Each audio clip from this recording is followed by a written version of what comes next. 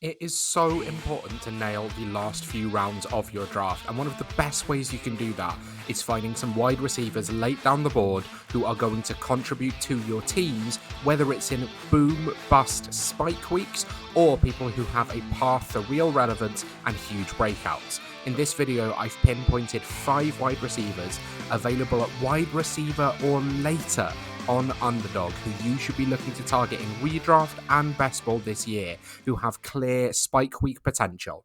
If you like content like this, please consider liking and subscribing. But let's get into it with the first receiver, who's a sophomore who I think has a chance to break out but is going so under the radar. The first wide receiver that I have for you is Keon Coleman, sophomore wide receiver, available on Underdog at wide receiver 53, which is way down in the 9th or 10th round. Now, Keon Coleman, there's a reason why he's available that late down the board. He had a very disappointing rookie season compared to the hype he had coming out of college as a contested catch threat. Now, the interesting thing about Coleman is that I think he was being used wrong by the Bills. He was being used as an alpha outside wide receiver, trying to capitalize on that big body and use him deep down the field, which I don't think is how he can win. I think Keon Coleman has a large wingspan, a very strong receiver, and can thrive playing through contact over the middle of the field, but better probably working horizontally than he is working vertically. The good thing for him going into this next season is that the Bills went out and signed Joshua Palmer, who is a field stretcher and someone they will likely use in that traditional X role. This allows them the flexibility to mix up the way they use Coleman. The problem last season is that all of their wide receivers wanted to win in similar ways, whether it was Khalil Shakir, Curtis Samuel, or even Dalton Kincaid. They all wanted to win horizontally and in the short and intermediate areas of the game.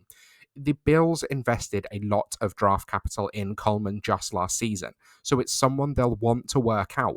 And if they can use him in different ways, as it seems they've been doing in training camp, and as the new personnel should allow them to do, Coleman can still have a chance to win. Now, his rookie season was incredibly disappointing, but he had multiple games with 9 or more targets, even if he didn't do a huge amount with them. Yes, the price is massively deflated, and yes, I can see the reason why. But Coleman did show a lot of upside in college, and the team will want to hyper target him to show that they didn't waste that investment. Yeah, he's available pretty late on, but that means that you can take Josh Allen relatively early in the 2nd or 3rd round and get a stack with him later with Coleman. This one may have some risk to it, probably more so than the rest in this video because of the amount of investment you're having, but still, getting him in the 10th round isn't a huge amount of investment, and if he does break out in year 2, it will hugely pay off against the rest of the field. If you've watched this channel before, you'll have heard me talk about Cedric Tillman, and it's because I think he is an incredibly exciting wide receiver. He absolutely broke out with Joe Flacco through a 4-game stretch last season, where he would have been on pace to finish as a top 24 wide receiver in a 17-game pace. The problem is he then suffered a concussion and suffered with niggling injuries for the rest of the season, which is when Jerry Jeudy truly broke out. The good thing for Tillman going into next season is that it is Joe Flacco again. Joe Flacco's going to be starting the season with the Browns. The Browns are a mess, which is kind of an evergreen statement at this point. But at quarterback, we're not really sure who's going to finish the season, even if we're pretty confident that Joe Flacco is going to be the one that opens it. The good thing for him is that regardless whether it's Kenny Pickett, Shedeur Sanders, or Dylan Gabriel, my bet would be on the latter. He was the highest drafted of the 3. The one of them will need an outside wide receiver. Tillman brings something to this team that Jerry Jeudy and Deontay Johnson cannot bring, and that is a size advantage at the outside and the ability to consistently win on the boundary. Every team needs a player of that profile, and on the Cleveland Browns, it is Cedric Tillman. Being available at wide receiver 66 reduces the risk if he's just relegated to this role and sees a low target volume, because it means that as the primary red zone weapon and as the primary deep ball specialist and contested catch threat, he's going to see some spike weeks. If you're enjoying this video, please consider liking and subscribing to the channel. I have a new series out called Off the Wire, where I went through a dynasty startup draft without drafting a single player, and I'm building the team off the waiver wire, hence the name of the series, Off the Wire, and I would love you to go and check that out as well. It's going to be such a long journey. So consider subscribing, hit the notification bell, and get involved in all of the fantastic content I've got to bring you this off season. But let's get on to the next player. And this one I think is going so under the radar. If I've been drafting Darius Slayton absolutely everywhere, and I'll tell you why. He's available as the wide receiver 79 on Underdog right now, which is so incredibly late in an offense where he could easily finish as the number 2 target. Now, the Giants obviously made a change at quarterback this coming season, but regardless who it is, whether it's Russell Wilson, Jameis Winston, or Jackson Dart, we know that they like to throw the ball deep. They thrive doing that all through their time in the NFL. Russell Wilson and Jameis Winston may be two of the best deep passers left in the league, and two of the people who are just happy to absolutely bomb it down the field. Now, we know Malik Neighbors is the number 1 target on this team, and it probably won't be close in terms of who's second. But when you look at the play style and the other options in this offense, they really didn't invest in the receiving core at all. They re-signed Darius Slayton to a 3-year deal of over $10 million a year, and they still have Wan'Dale Robinson, who will be the starting slot, who they can pepper with targets but won't do a huge amount with them.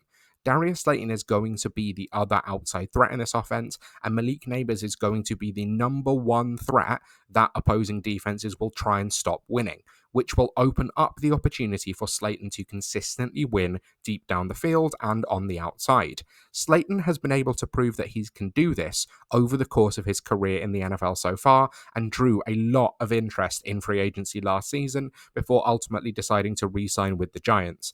If it's Russell Wilson who starts off the year, which it seems pretty likely it's going to be, Slayton is such a perfect fit to the way Russell Wilson likes to run an offense, and with a good offensive line in front of him in New York, there's no reason why Darius Slayton can't have a huge amount of volume and see some massive spike weeks as well, where he catches 60-yard touchdowns with that traditional Russell Wilson moonball that we've seen for 15 years or so now. Slayton is so cheap, and you can stack him with Russell Wilson so easily. Wide receiver 79 is such a small cost for someone who has a chance to be the number 2 target earner on their team. Am I talking about Tutu Atwell in a video in 2025? Did I choose this picture of him showing off his muscles because it's funny because he's 5'7" and has no visible muscles? Yes to both. Tutu Atwell is someone that I really can't stop drafting this year. He's available as the wide receiver 84, and particularly in a best ball format.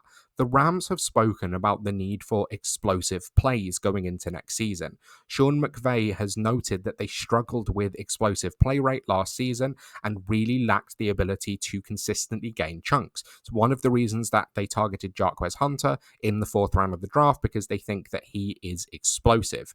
They also, very notably, re-signed Tutu Atwell to a $10 million 1-year deal, and said that they've been using him wrong the last few years and haven't been targeting him enough. Tutu Atwell may be a little bit of a laughingstock because of how high he was drafted and just how small he is. But when he's played and when he's been targeted, he's been able to demonstrate consistently that he can win and that he is explosive with the ball in hand and able to win deep down the field. Some of the pass interferences that he got last year were significant in helping the Rams move down the field. And if he can just connect with a few of those balls instead, he's going to see some massive spike weeks. I'm not saying that Tutu Atwell is going to be a consistent every week starter, but he can easily get the 12 points to crack your flex in your lineup 4 or 5 weeks a season, which is way more than a lot of the other receivers available right at the end of the draft at this sort of range. I think you can tell that I have a type when it comes to late round receivers, and I'm really looking at deep threats who can have explosive plays. And so the last player on this list, the wide receiver 99 on Underdog this year, is Marquez Valdes-Scantling. Now, I'm going to give you a second to see if you can remember who Valdes-Scantling actually plays for. He obviously spent some time on the Chiefs, on the Bills, came from the Packers originally. He was on the Saints last year. A couple of really, really fancy relevant weeks there. He plays for the Seahawks. He went and signed with the Seahawks this season. Now, the interesting thing with the MVS signing in Seattle is that they obviously signed Sam Darnold to be their new starting quarterback. And Sam Darnold loves to chuck it deep. We saw that time and time again, both in Carolina, but also in Minnesota, just as recently as last season. And the strange thing is that they targeted Sam Darnold, then traded away DK Metcalf and cut Tyler Lockett. Now, JSN can win deep down the field, but he is better deployed using that route running ability in the short and intermediate games. And Cooper Kupp is just a slot only wide receiver at this point in his career, which leaves MVS as the only wide receiver that can win consistently deep. And despite how frustrating a player he's been, he has shown an ability to do that in whatever offense he's been in. He still has elite speed and elite ability to break open deep down the field. Now, it may be that rookie receiver Torrey Horton can threaten him for some of this work later in the year, because that is the same area of the field that he wins. But early on into the season, it will be MVS starting in 3 wide receiver sets. And I feel like no one's talking about it. Well, MVS is available as the wide receiver 99, and I wouldn't be surprised to see him have a fair few weeks where he smashes your lineup. So he's someone that you need to be targeting in best ball in particular, but also the first few weeks of the season, I'm going to be looking for MVS in DFS as well. Not that we can play DraftKings out here, but you can have that one for free, and you can go and use it and win $1 million, and maybe chuck me 1,000 of them if you do, when MVS wins you the week, wins you the millie. Let's aim high for this one. But MVS is a good target for this year, and at wide receiver 99, it is barely a risk at all.